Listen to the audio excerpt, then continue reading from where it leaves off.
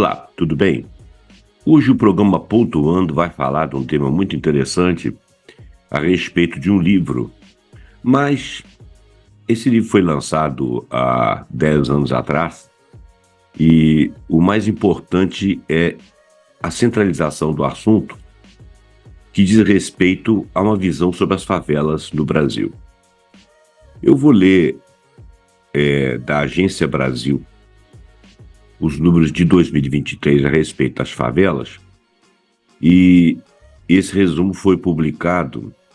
Eu digo resumo porque eu vou ler uma parte da reportagem de Flávia Albuquerque do dia 17 de março de 2023. E ela começa dizendo o seguinte: a pesquisa Data Favela de 2023, divulgada na sexta-feira 17, lá do dia que ela estava fazendo a reportagem, do ano passado, né? Durante a Expo Favela 2023, mostra que se as favelas brasileiras formassem um estado, seria o terceiro estado maior do Brasil em população. Segundo a pesquisa, o número de favelas dobrou na última década, totalizando 13.151 mapeadas pelo país. A renda movimentada pela população dessas comunidades também aumentou e quebrou a barreira dos 200 bilhões, 12 bilhões a mais em relação ao último ano, que teria sido o ano anterior de 2022.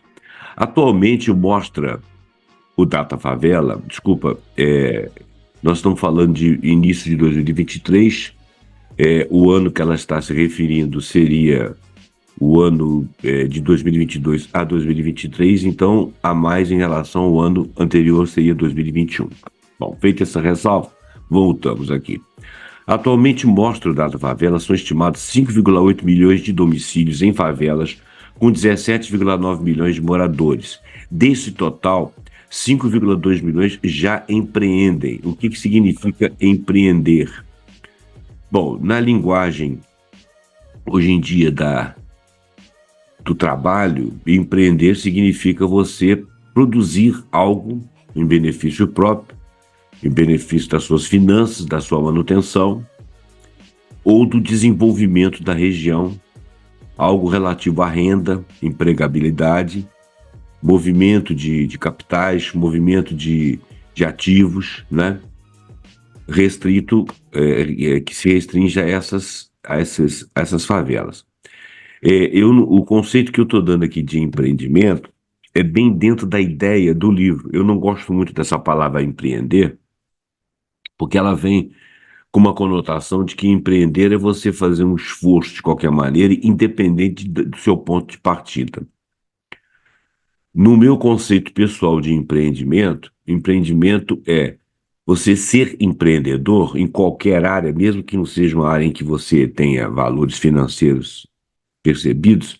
Empreender para mim é quando você recebe algo que você procurou, que lhe foi doado, ou que foi estabelecido para você, e com aquilo você construiu algo, você fez a sua história, você desenvolveu aquele tema, você aprendeu mais em relação àquilo, você estudou mais, você abriu caminhos, mostrou caminhos para as outras pessoas. Então, empreender é uma ideia de desenvolver, o ato de desenvolver.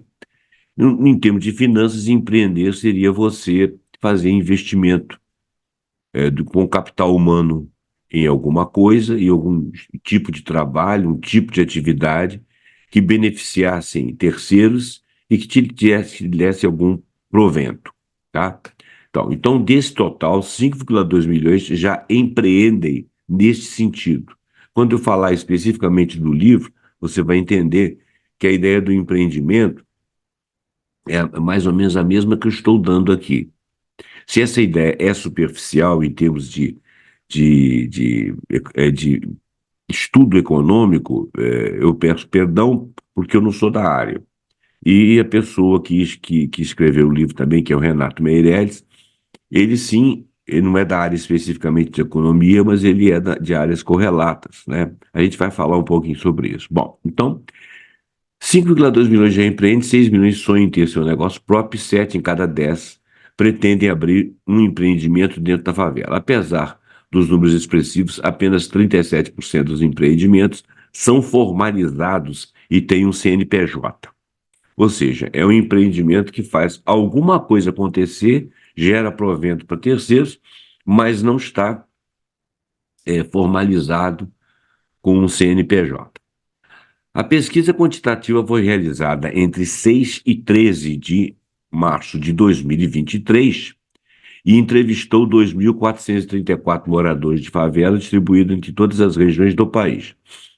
O fundador do Data Favela, Renato Meirelles, explicou que o aumento da população em comunidades se deve ao custo de vida elevado nas cidades e à busca por uma moradia mais barata nos últimos anos. Ou seja, as pessoas foram para a favela porque o custo de vida é muito alto nas cidades de uma maneira geral e, inclusive, preços de moradia.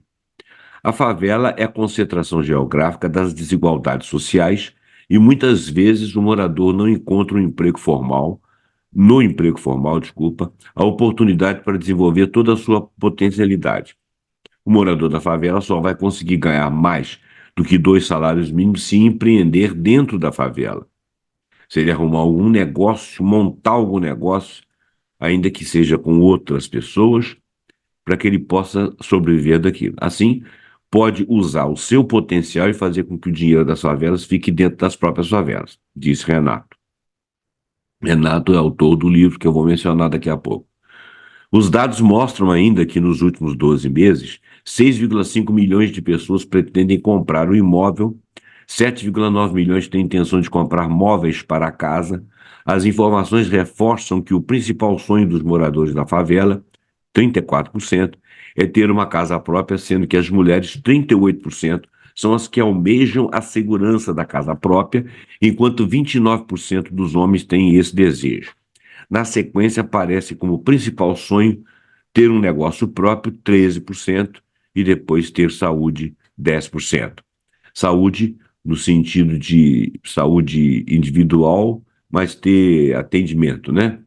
Ter condição de chegar até a manutenção da sua saúde, como se fosse tipo um plano de saúde ou unidades estabelecidas de forma que eles possam ter médico para sua atendência, de todos os formatos e tal.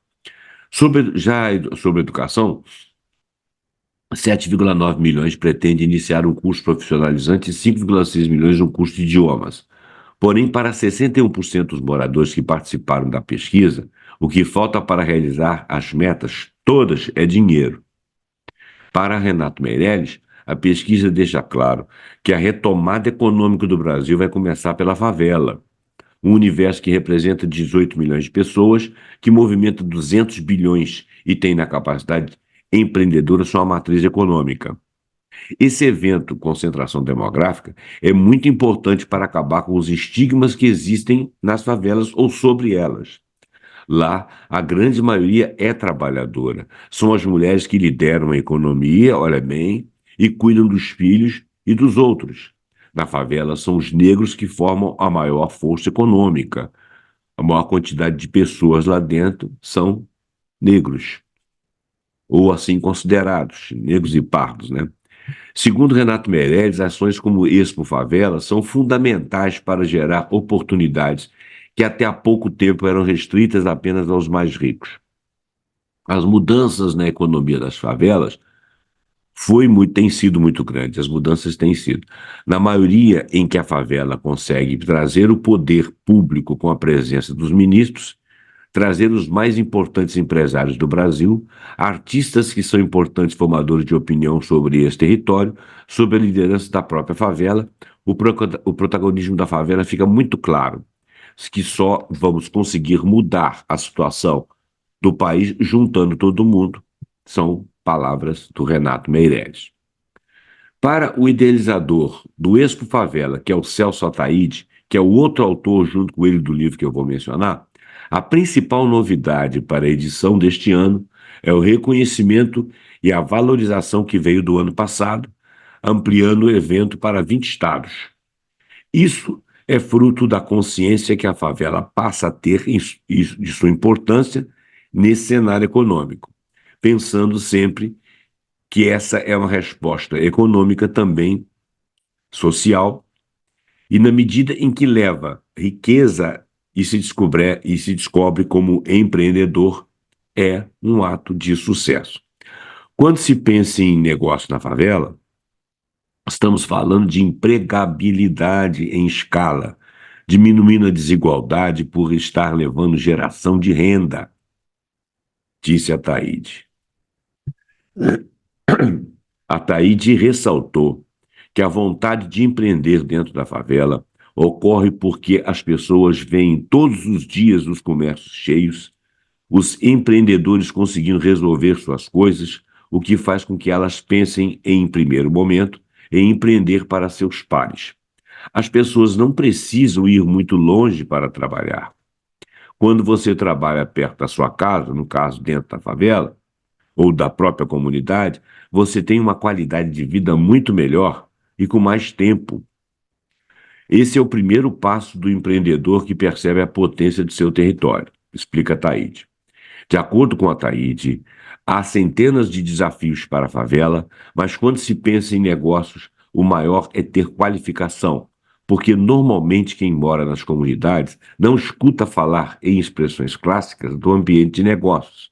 Ainda que seus pais sejam empreendedores, não existem palavras, jargões, e, portanto, eu penso que qualificar as pessoas de forma objetiva é uma forma de termos como desenvolver.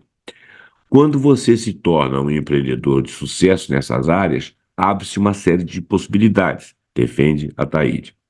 O livro de Renato Meireles e Celso Ataíde data de uma publicação de 2014. Os dados da resenha que leremos abaixo, do blog Caos Planejado, publicado por Anthony Lin, de 5 de janeiro de 2015, é uma resenha sobre esse tema, que é a continuação da nossa leitura aqui. Como é uma análise de 2015, tá, gente? Relativa a um livro publicado em 2014, nós estamos em 2024, e que, portanto, se baseia em pesquisas anteriores àquele ano de 2014, temos de considerar que os dados mudaram. Por isso que eu li essa reportagem antes aqui de 2023, para atualizar os dados. Mas o resumo do que nós vamos ler a respeito do que o livro menciona essencialmente é a mesma coisa, tá? Não mudou muito, melhor, ou até melhorou, ampliou essa situação. Outro dia eu assisti no GGN uma entrevista dele com o Luiz Nassif, e ele fez considerações bastante atualizadas, mas dentro da essência do livro, dizendo que aquilo ali se mantinha e tinha até aumentado. Bom, então vamos ao texto. Um País Chamado Favela é o nome do livro. É um livro surpreendentemente bom sobre a favela brasileira, de autoria de Renato Meireles e Celso Ataíde. A abordagem mostra o morador da comunidade como um ser humano e não um problema a ser resolvido, nem uma vítima a ser salva. O morador da favela é um ser humano. Então, a humanização do ser da favela. Ele não é um problema. Ele não é um bandido, ele não é um ser abjeto, ele não é um ser diferenciado fora da realidade do planeta, das comunidades, das nações, mas ele está no seu próprio território, né? Ele não está ali exprimido, coagido, nem corrido. Ele está ali porque ele quis ir para lá. E também ele não é uma vítima. O livro é resultado de uma investigação em 63 favelas e 10 regiões metropolitanas do Brasil. Isso feito na época de 2000, anterior a 2014, ouvindo metodicamente 2.000 pessoas. Pretendo, o autor dessa reportagem, o Ari, pretendo trazer um resumo da obra que não exclui uma forte recomendação da leitura na íntegra, né? Quer dizer, eu vou fazer um resumo, ele está dizendo, mas você, por favor, leia o livro. Claro, embora, como eu disse, o livro esteja afastado 10 anos da realidade, da atualidade, não da realidade, mas da atualidade, ele é uma realidade muito expandida daquilo que foi feito, foi visualizado há 10, 12 anos atrás. 12 porque tenham sido feitas as pesquisas que estão no livro. No início do livro, o comentário de Preto Zezé, presidente da Central Única das Favelas, dá o tom à leitura que achamos no texto. Apesar de serem mencionados como atores no jogo, os protagonistas da mudança não são nem o governo, nem as ONGs externas da favela, mas são empreendedores informais da própria comunidade. Esses estão hoje conectados, informados e tomaram decisões complexas, assim como qualquer cidadão formal. Consumo é riqueza. Estigmas da favela são quebrados, um a um, através de dados surpreendentes, como no final do ano de 2013, 50% dos domicílios de favelas contavam com conexão à internet, 85% dos moradores carregavam no bolso ou bolso um aparelho de telefone celular, desses 22% eram smartphones. Olha bem, nós estamos falando de 2013,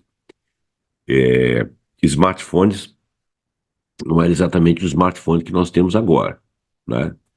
Mas eram aparelhos de acessibilidade menor. Hoje em dia você percebe que tem muito mais acessibilidade. O telefone celular era mesmo para contato e mensagens, né? 22% dos que tinham lá tinham smartphones. Os smartphones já era, naquele início, já uma coisa com mais recursos, né? Muito bem. A reação dos autores, Renato e Ataíde, Celso Ataíde, não é de forma alguma negativa frente à nova realidade, onde 47% dos moradores da favela possuem uma TV plana, de tela plana. Já estava em voga naquela época as telas planas e cada vez maiores, né? Pelo contrário, isso era um sinal de ascensão econômica e de inclusão social. Ainda não era como é hoje, depois expandiu-se muito isso aí, né? Até porque esses produtos foram barateando, porque as indústrias também pensam numa forma de pegar a maioria da população, né? Mas também a população chega lá porque ela teve algum tipo de desenvolvimento. É uma coisa casada, né? Fica claro que o morador da comunidade sabe decidir o que é prioritário para ele mesmo, seja produto de beleza, tênis novo, freezer, PlayStation, carne e etc. Olhando em retrospecto, chega a ser triste a necessidade de informar ao leitor que o consumo da favela é um sinal de que seus moradores são como qualquer outro cidadão. Ou seja, não pense que na favela as pessoas não tentem usar roupas melhores, talvez roupas de marcas, produtos de beleza, é, produtos, perfumes, produtos de tratamento de pele. As pessoas querem ter suas TVs para ver seu futebol no domingo, ou seja lá que dia que for, e aqueles que conseguem conexões mais avançadas vão assistir campeonato europeu e etc. Tá, gente? Então, TV por assinatura, que está meio caindo em desuso, mas naquela época era bastante usado. Então, esse cidadão da favela é um cidadão como outro qualquer. A interpretação do fenômeno daqueles chamados rolezinhos também ilustra a percepção sobre o consumo, sinalizando o grave erro dos comerciantes ao estigmatizar aqueles jovens que os organizavam na cabeça lá como criminosos e com uma reputação importante em uma comunidade onde os laços de confiança são estabelecidos não por normas, mas por experiência, pela reputação das próprias pessoas. Então aqueles meninos eles queriam ir para dentro do shopping, dar o rolê deles, comprar coisas, exibir marca. E se o comerciante começasse a conseguisse ver aquilo ali, não como algo que tivesse sido a maneira de uma invasão, mas algo como promissor para ele, ele saberia que ele teria um público recorrente ali de compras, o negócio dele poderia crescer. Bom, nos rolezinhos e seus precursores, os jovens pretendiam avaliar os demais e, ao mesmo tempo, mostrar o que são, como são e também suas posses. Mais ou menos eu falei isso antes. Ironicamente, os jovens do rolezinho vão para os shoppings embalados em roupas de marca, muitas vezes adquiridas no próprio shopping, fazendo questão de exibir a camiseta, a calça, o boné, o relógio, os símbolos, né, da ascensão social. Assim, se sentindo belos bem vestidos e aparelhados, eles desfilam com certo orgulho. Procuram, mesmo que inconscientemente, reduzir o preconceito de que são vítimas, porque eles sabem, alguns entram ali assustados, com medo de serem jogados para fora. Certamente cometiam um erro crasso aqueles comerciantes que consideraram apropriado barrar com spray de pimenta e cacetetes esses integrantes no mundo do consumo e do entretenimento. A propaganda das favelas, né? Ela serve para alavancar negócios ou destruir reputações. Bom, muito bem. Vamos continuar. A favela é reduto da criatividade, da invenção, do empreendedorismo pleno, das artes, dos afetos, da solidariedade. E se nós concordamos, a carência não é uma característica daqui, diz M.V. Bill, né? Que é um cara muito conhecido aí. Um dos autores, Celso Ataíde, é um desses empreendedores visionários da favela. Com uma infância difícil, vivendo da caridade e da venda de doces, tendo passado tempos morando em abrigos públicos e teve o irmão assassinado muito cedo. Cresceu indo de um emprego para o outro, sempre envolvido com a comunidade, até se tornar o fundador da Central Única das Favelas, que é a CUFA, a mais representativa entidade brasileira dedicada ao desenvolvimento das favelas. Em seguida, montou o Favela Holding, que é um fundo com o objetivo de atuar no empreendedorismo comunitário, fomentando negócios capazes de gerar emprego e renda. Um dos maiores projetos do Favela Holding é a criação de um shopping center no Complexo Alemão. Esse projeto se efetivou, ele está lá no dia de hoje. O projeto estaria orçado, na época, em 22 milhões de reais e a tendência seria abrigar 4 mil lojas, gerando 6 mil empregos diretos e 4 mil empregos indiretos. Claro que nós teríamos que verificar esses valores. Parece que as 4 mil lojas até são mais do que isso, e a quantidade de empregos também. Segundo a Taíde, em negócios recentes, a favela tem se tornado um qualificado laboratório de incubação de novos negócios. Mas por quê? O morador da comunidade, durante um longo tempo obrigado a se virar sozinho, ele desenvolveu habilidades e vocações para produção e comércio. Aprende a driblar dificuldades, a lidar com o imponderável e fazer um bom marketing popular. Isso é verdade. Em dados da época, a Rocinha, 10,1% dos moradores que trabalham são empreendedores, contra 8,1% no Alemão. Esses índices hoje são maiores. Mais revelador ainda é o perfil desse empreendedor. Segundo a pesquisa do Sebrae, esse empreendedor, em maioria, é mulher, tem mais de 40 anos e pouca intimidade com a internet, ou pelo menos tinha. Julgo que agora deve ter muita intimidade, dado que supõe ter sido ultrapassado, né? Mesmo no caso da aquisição de smartphone e acesso a dados de internet e Wi-Fi. Claro, eu acho que isso tudo foi atualizado, ainda existe muita exclusão digital, mas parece que a favela correu atrás para ela poder ter essa condição melhorada. Inclusive porque eles agem muito em cima de produtos que são necessários a todos e que eles trabalham mais ou menos dentro da comunidade. Então, por exemplo, um smartphone lá pode servir a mais de uma pessoa, um grupo, para um determinado empreendimento. Assim também uma TV, assim também um Wi-Fi, assim também um dados, alguma coisa assim. Ele vai falar agora de arquitetura inteligente. Um excelente estudo sobre favela não deixa de comentar sobre o fascinante espaço construído e os processos emergentes de desenvolvimento na ausência de um plano regulador, porque o Estado não foi lá regular nada. Então, eles tiveram a logística deles. O livro conta como a técnica construtiva evoluiu ao longo dos anos, não por determinações regulatórias externas, ou seja, que venham do Estado, né, em favor daquela comunidade, mas pelo desejo e pelo enriquecimento dos próprios moradores, trocando o papelão e o zinco pelo tijolo e concreto. Sim, porque eles foram se aculturando de alguma forma, né? Isso já é visível, né? Claro que nós não estamos falando de saneamento básico, porque isso aí precisa de intervenção do Estado. Nós não estamos falando de saúde, que a saúde ainda deve ser precária, as condições que eles reivindicam de posto de saúde lá para eles lá deve ter melhorado, até por pressão deles próprios, mas eu creio que ainda não é uma coisa estabelecida nos modelos de uma sociedade é, que, que, que exista de uma maneira mais tranquila, mais eficaz, vamos dizer assim, mas o que é possível prover por eles, pelo trabalho deles, está sendo provido. Claro que essa estimativa aqui não é nada de maravilhoso, se torna maravilhoso dadas as condições da ausência do Estado. Se você quiser conhecer o Estado mínimo, segundo o próprio Renato Meirelles, se você quiser conhecer o Estado mínimo, vá para dentro da favela.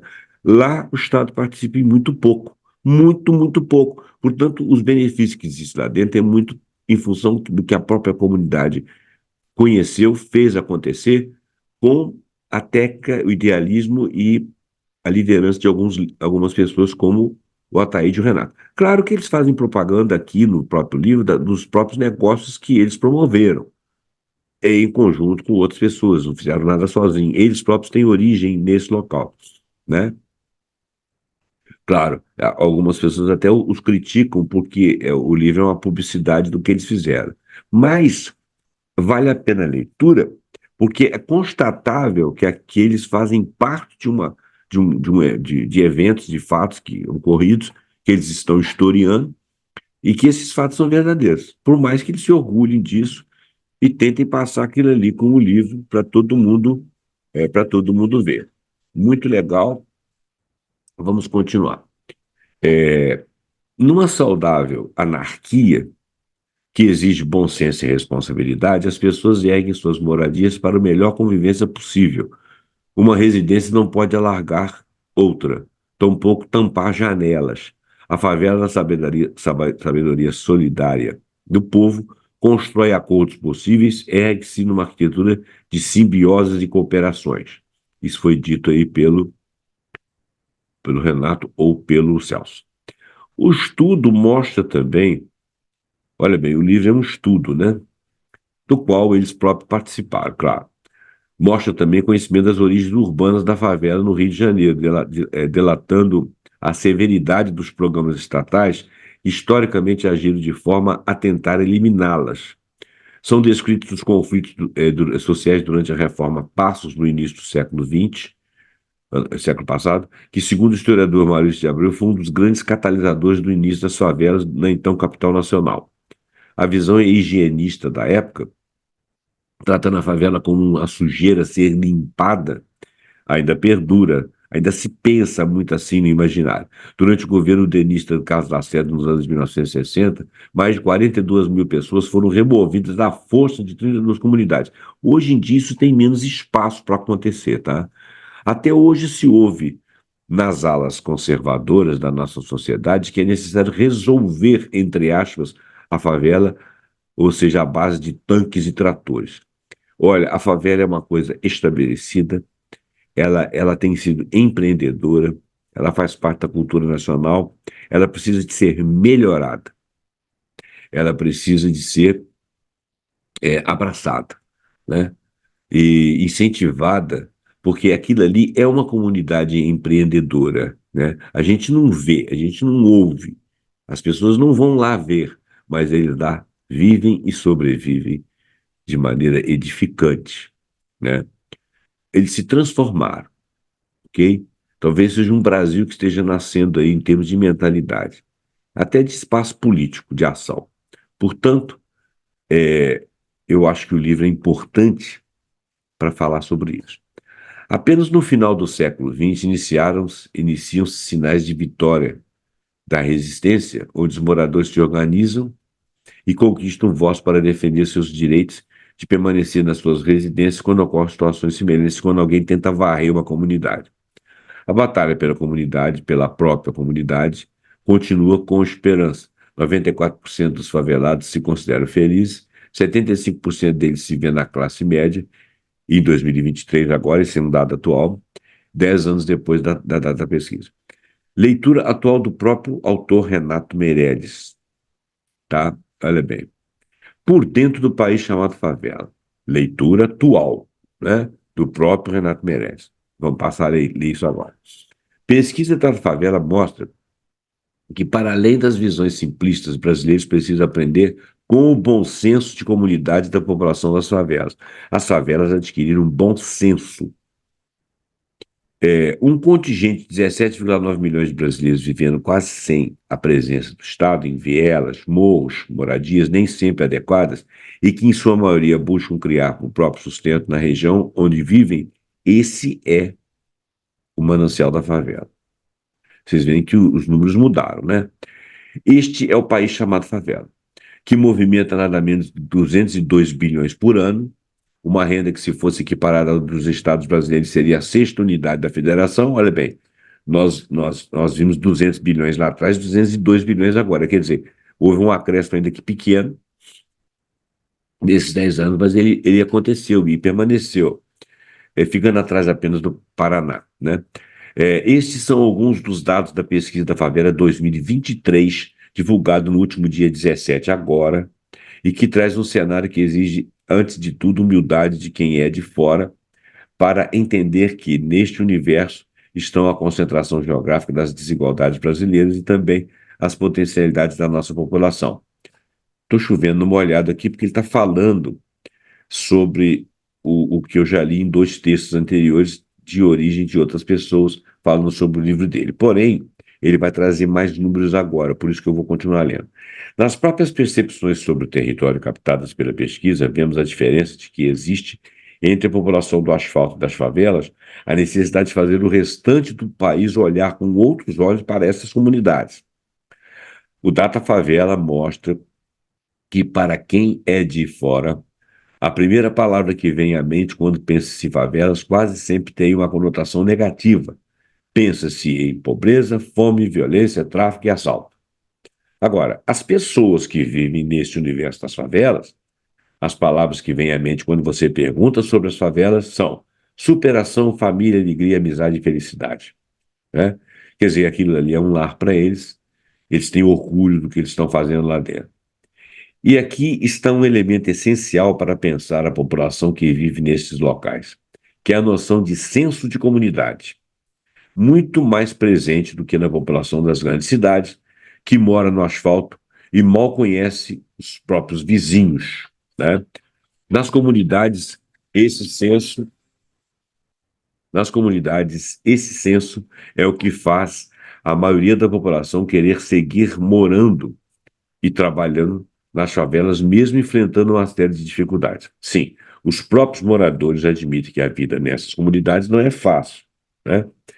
Perguntando, Perguntados pelo Data Favela, 27% dos moradores elencam a segurança como principal preocupação lá de dentro, seguindo por melhorias da habitação e moradia, 19%, mais infraestrutura como redes de esgoto e iluminação, 15%. Alguns dados ainda reforçam o cenário das dificuldades: 6 em cada 10 moradores da favela já mentiu o endereço em uma entrevista de emprego, com medo de falar sobre sua origem. 54% não têm acesso à água encanada e 7 em cada 10 mães das comunidades não conseguem vagas em creches para os seus filhos. Mas vem dos próprios moradores também a vontade de seguir vivendo na comunidade e empreender lá, em uma lógica não só de enriquecimento puro e simples, mas de trabalhar com algo que também traga retorno para a comunidade. Em outras palavras, na favela está presente a noção de que uma pessoa só ganha dinheiro quando todo mundo está na comunidade ganhando dinheiro também. Apenas 1% dos moradores das favelas afirma sonhar em sair de lá. 1% apenas. E para 35% de todos, o maior sonho profissional é ter seu próprio negócio. Nada na CLT, ou mesmo a segurança do serviço público para a grande parcela desse contingente do país chamado favela, pesa mais a liberdade para poder correr atrás do próprio dinheiro, no seu tempo e sem ser submetido a um chefe preconceituoso ou assediador. Seja formal ou informalmente, essas pessoas já convivem desde criança em suas casas com o corre-corre dos pais ou os responsáveis para garantir o sustento cada dia. E nessa luta diária desenvolvem desde novos a proatividade, necessidade de trabalho em equipe e equilíbrio emocional, muito antes que qualquer empreendedor engomado da Faria Lima pense em criar uma startup inovadora. Essa talvez seja a maior lição por trás dos números do Data Favela. Espero que você, leitor, possa levar daqui para frente. Neste universo, onde à primeira vista parecem brotar somente problemas e dificuldades, também é o criador das pessoas dedicadas, engajadas e que desenvolvem em seu DNA um potencial empreendedor que merecia mais atenção do setor privado. A favela não tem que aprender com o asfalto. É o asfalto que precise aprender com a favela. Essa última crônica foi diretamente de Renato e mais atualizada, né, desse ano, falando sobre os últimos dados nas leituras feitas no ano passado, que foi o texto que eu comecei, vamos dizer, como que fosse desenvolvido a partir daquele texto. Mas no miolo ali, eu coloquei duas visões da Agência Brasil e do Ari, que puderam falar um pouco mais da íntegra do livro, e vocês veem que a íntegra do livro não mudou é, pela comparação entre as pesquisas antigas e atuais, que são muito próximas em valores, né? E mostrando que houve um crescimento de fato. Infelizmente, não consta aqui o acesso às internets, aos smartphones, a quantidade de escolas criadas, ou a melhoria em infraestrutura, isso ainda não consta aqui. Existe uma crítica que tem um autor aqui que faz com relação à questão da forma como os autores Celso e Renato tomam o texto do livro, porque eles são envolvidos nos empreendimentos que eles estão ali falando, e que ele não traz gráficos para provar suas teses. Mas as pesquisas que eu li aqui do Sebrae, BGE, e que eu li particularmente, corroboram em muito o que o Renato falou. Talvez seja uma questão uma questão acadêmica, porque eles todos são, de certa forma, acadêmicos e conversam em outra linguagem. Mas não é uma crítica quanto a tessitura do texto, e sim ao formalismo do texto. Bom, eu vou ficar por aqui. Muito obrigado pela sua atenção. Espero que você tenha gostado desse vídeo, desse áudio podcast, né? E a gente volta a qualquer momento com algum assunto que acharmos muito importante aqui no programa Pontuando. Até lá.